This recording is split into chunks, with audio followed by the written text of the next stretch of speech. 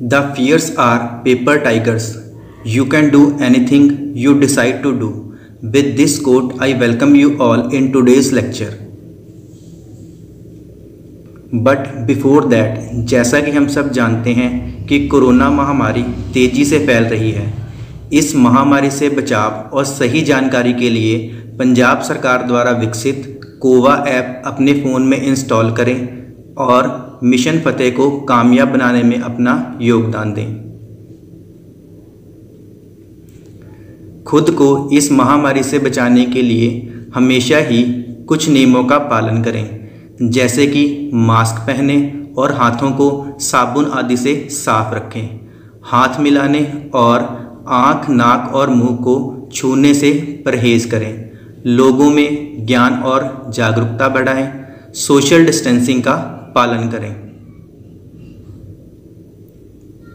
In today's lecture, we will continue Chapter 1, that is Fundamentals of Refrigeration.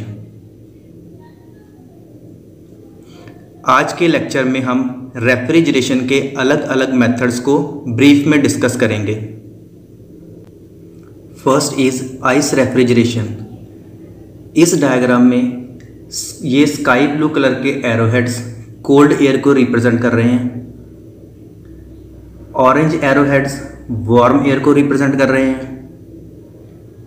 ये food storage area है जहाँ पे हम फूड को स्टोर करते हैं। दिस इज आइस, और जब ये आइस मेल्ट होके वाटर में कन्वर्ट होगी तो वो वाटर इस पाइप से होता हुआ इस कंटेनर के अंदर स्टोर हो जाएगा। Now we will discuss its working. Cold air heavy होती है और नीचे की तरफ मूव करती है। जब ये एयर फूड स्टोरेज एरिया में से फ्लो करेगी तो ये यहाँ से हीट एब्जॉर्ब करेगी। हीट एब्जॉर्ब करने के बाद ये एयर गर्म हो जाएगी और गर्म होने की वजह से ये ऊपर की तरफ राइज करेगी। फिर ये एयर आइस के कांटेक्ट में आएगी, जिसकी वजह से ये एयर ठंडी हो जाएगी और फिर ठंडी होने की वजह से ये दोबारा डाउनवर्ड फ्लो करेगी। जब ये डाउनवर्ड फ्लो करेगी तो ये दोबारा फूड स्टोरेज एरिया के कांटेक्ट में आएगी और यहाँ से हीट एब्जॉर्ब करने के बाद दोबारा गर्म होके ऊपर की तरफ राइज करेगी। इस तरह से ये साइकिल जो है रिपीट होता रहता है और हमारे को इस एरिया में कूलिंग इफेक्ट मिलता है। Next is dry ice refrigeration. इस रेफ्रिजरेशन मेथड में येलो कलर के बॉक्स फूड पैकेट्स को रिप्रेजेंट कर रहे हैं। इन दो येलो बॉक्सेस के बीच में ये जो रेक्टेंगुलर स्लैब है ये ड्राई आइस को रिप्रेजेंट कर रही है। ड्राई आइस फूड पैकेट्स में से हीट को एब्जॉर्ब करके सॉलिड से वेपर स्टेट में कन्वर्ट हो जाती है, जिसकी वजह से फूड पैकेट्स में कूलिंग इफेक्ट प्रोड्यूस होता है। Next is air expansion refrigeration. इस रेफ्रिजरेशन मेथड में 4 मेन कंपोनेंट हैं: कंप्रेसर, हीट एक्सचेंजर, एक्सपेंडर और रेफ्रिजरेटेड स्पेस। इसमें एयर एज रेफ्रिजरेंट एक्ट करती है। सबसे पहले एयर कंप्रेसर में एंटर होती है और कंप्रेसर एयर को कंप्रेस करके इसके टेम्परेचर और प्रेशर को इंक्रीज कर देता है। इसके बाद हाई टेम्परेचर और हाई प्रेशर पर एयर हीट एक्सचेंजर के अंदर एंटर होती है। यहाँ पर एयर का प्रेशर कांस्टेंट रहता है, जबकि हीट एक्सचेंजर इसके टेम्परेचर को डिक्रीज करके इसको कंपैरेटिवली कोल्ड एयर में कन्वर्ट कर देता है। इसके बाद कोल्ड एयर एक्सपेंडर के अंदर एंटर होती है, जहाँ पर एयर की एक्सपेंशन होती है और एयर वेरी कोल्ड एयर में कन्वर्ट हो जाती है। फिर ये very cold air refrigerated space के अंदर एंटर होती है। यहाँ से हीट एब्जॉर्ब करती है और हीट एब्जॉर्ब करने के कारण ये कोल्ड एयर वार्म एयर में कन्वर्ट हो जाती है और फिर ये वार्म एयर फर्दर कंप्रेसर की तरफ मूव करती है। इस तरह से ये साइकिल बार बार रिपीट होता रहता है और हमें रेफ्रिजरेटेड स्पेस के अंदर लगातार कूलिंग इफेक्ट मिलता रहता है। Next is vapour compression refrigeration. इस रेफ्रिजरेशन मेथड में 4 मेन कंपोनेंट है: कंप्रेसर, कंडेंसर, एक्सपेंशन वाल्व और इवेपोरेटर। इस रेफ्रिजरेशन मेथड में सबसे पहले रेफ्रिजरेंट वेपर फॉर्म में कंप्रेसर के अंदर एंटर होता है। कंप्रेसर रेफ्रिजरेंट को कंप्रेस करता है, इसके टेम्परेचर और प्रेशर को बढ़ाता है और इसको कंडेंसर की तरफ आगे भेज देता है। कंडेंसर में रेफ्रिजरेंट की कंडेंसेशन होती है और वो वेपर फॉर्म से लिक्विड फॉर्म में कन्वर्ट हो जाता है, जबकि इसका प्रेशर सेम रहता है। फिर रेफ्रिजरेंट लिक्विड फॉर्म में एक्सपेंशन वाल्व की तरफ मूव करता है। एक्सपेंशन वाल्व रेफ्रिजरेंट की एक्सपेंशन करवाता है और इसका टेम्परेचर को काफ़ी ज़्यादा डिक्रीज़ कर देता है। फिर ये लो टेम्परेचर के ऊपर लिक्विड रेफ्रिजरेंट इवेपोरेटर के अंदर एंटर करता है। ये इवेपोरेटर से हीट एब्जॉर्ब करता है और फिर ये लिक्विड से वेपर फॉर्म में कन्वर्ट हो जाता है और वो वेपर फिर दोबारा कंप्रेसर की तरफ मूव करते हैं। इस तरह से ये प्रोसेस रिपीट होती रहती है और हमारे को इवेपोरेटर के अंदर कूलिंग इफेक्ट कॉन्टिन्यूसली मिलता रहता है। Next is vapour absorption refrigeration system. इस रेफ्रिजरेशन सिस्टम में 3 पार्ट्स कंडेंसर, एक्सपेंशन वाल्व और इवेपोरेटर ये सेम हैं, जबकि इस सिस्टम में जनरेटर और एब्जॉर्बर ये दोनों मिलकर एज कंप्रेसर एक्ट करते हैं।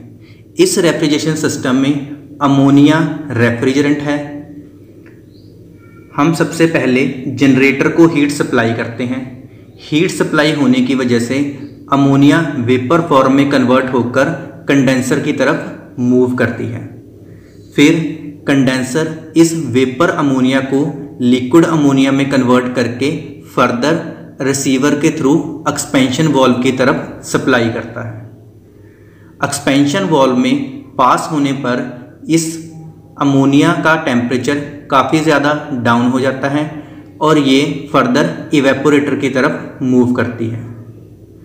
इवेपोरेटर में ये लिक्विड अमोनिया हीट एब्जॉर्ब करके वेपर फॉर्म में कन्वर्ट हो जाती है और फिर ये वेपर फर्दर एब्जॉर्बर की तरफ मूव करते हैं। एब्जॉर्बर में अमोनिया वाटर के साथ कंबाइन होकर एक्वा अमोनिया सॉल्यूशन बनाती है। फिर एक पंप इस एक्वा अमोनिया सॉल्यूशन को लिफ्ट करके जनरेटर में सप्लाई कर देता है। जनरेटर में हम हीट सप्लाई करते हैं और फिर ये एक्वा अमोनिया में से अमोनिया वेपर सेपरेट होकर फर्दर कंडेंसर की तरफ मूव करते हैं। इस तरह से ये प्रोसेस रिपीट होती रहती है और हमारे को लगातार इवेपोरेटर के अंदर कूलिंग इफेक्ट मिलता रहता है। जब कोई लिक्विड इवेपोरेट होता है तो ये जिस सरफेस के कांटेक्ट में होता है या अपनी सराउंडिंग से हीट एब्जॉर्ब करता है, जिसकी वजह से उस सरफेस या सराउंडिंग्स का टेम्परेचर डिक्रीज़ हो जाता है और उसमें कूलिंग इफेक्ट प्रोड्यूस होता है। फॉर एग्जांपल, गर्मियों में नहाने के बाद हम कूलिंग इफेक्ट महसूस करते हैं क्योंकि हमारी बॉडी के ऊपर जो पानी की ड्रॉप्स होती हैं वो हमारी बॉडी से हीट एब्जॉर्ब करके इवेपोरेट होती हैं, जिसकी वजह से हमारी बॉडी कूलिंग इफेक्ट को महसूस करती है। Next is steam jet refrigeration. इस रेफ्रिजरेशन सिस्टम में हम स्टीम को एक नोज़ल के थ्रू फ्लो करवाते हैं। इस नोज़ल में से फ्लो होने के कारण स्टीम की वेलोसिटी काफ़ी ज़्यादा इंक्रीज़ हो जाती है, जिसकी वजह से इस एरिया में प्रेशर ड्रॉप हो जाता है। फिर ये प्रेशर ड्रॉप इस एरिया में ट्रांसफ़र होता है, जिसकी वजह से वाटर तेज़ी से इवेपोरेट होता है। इस वाटर की इवेपोरेशन के कारण पानी के अंदर कूलिंग इफेक्ट प्रोड्यूस होता है और ये वाटर चिल्ड वाटर में कन्वर्ट हो जाता है। फिर एक पंप इस चिल्ड वाटर को इवेपोरेटर के थ्रू पास करवाता है। इवेपोरेटर में से जब ये चिल्ड वाटर फ्लो करता है तो ये इस रेफ्रिजरेटेड स्पेस से हीट को एब्जॉर्ब करता है। हीट एब्जॉर्ब करने के बाद ये वार्म वाटर में कन्वर्ट हो जाता है और फिर ये वार्म वाटर दोबारा स्प्रेस के थ्रू इस वाटर के साथ कंबाइन हो जाता है। इस तरह से ये साइकिल लगातार रिपीट होता रहता है और हमें इस रेफ्रिजरेटेड स्पेस के अंदर कूलिंग इफेक्ट मिलता रहता है। Next is gas throttling refrigeration. इस रेफ्रिजरेशन मेथड में हम एक गैस को एक माइन्यूट डायमेंशन के होल में से फ्लो करवाते हैं। जब ये gas high pressure to low pressure flow होती है तो एक्सपेंशन के कारण इसके अंदर कूलिंग इफेक्ट प्रोड्यूस होता है और ये cooling effect further refrigerated space के अंदर कूलिंग इफेक्ट प्रोड्यूस करने के लिए यूज़ किया जाता है। Next is liquid gas refrigeration. इस रेफ्रिजरेशन मेथड में लिक्विड नाइट्रोजन को एक वाल्व के थ्रू सप्लाई किया जाता है। जब ये लिक्विड नाइट्रोजन रेफ्रिजरेटेड स्पेस के अंदर एंटर करती है तो वहाँ से हीट एब्जॉर्ब करती है और लिक्विड फॉर्म से वेपर फॉर्म में कन्वर्ट हो जाती है। इस तरह से उस रेफ्रिजरेटेड स्पेस के अंदर कूलिंग इफेक्ट प्रोड्यूस होता है। Next is thermo electric refrigeration. इस रेफ्रिजरेशन मेथड में हम दो डिसिमिलर मेटल्स के जंक्शंस में से करंट फ्लो करवाते हैं, जिस वजह से दोनों जंक्शंस में से एक जंक्शन कोल्ड जंक्शन बन जाता है और दूसरा जंक्शन हॉट जंक्शन में कन्वर्ट हो जाता है। फिर हम कोल्ड जंक्शन को एक इंसुलेटेड बॉडी के अंदर एनक्लोज कर देते हैं जो हमारे रेफ्रिजरेटेड स्पेस की तरह एक्ट करता है। Thanks for watching this video.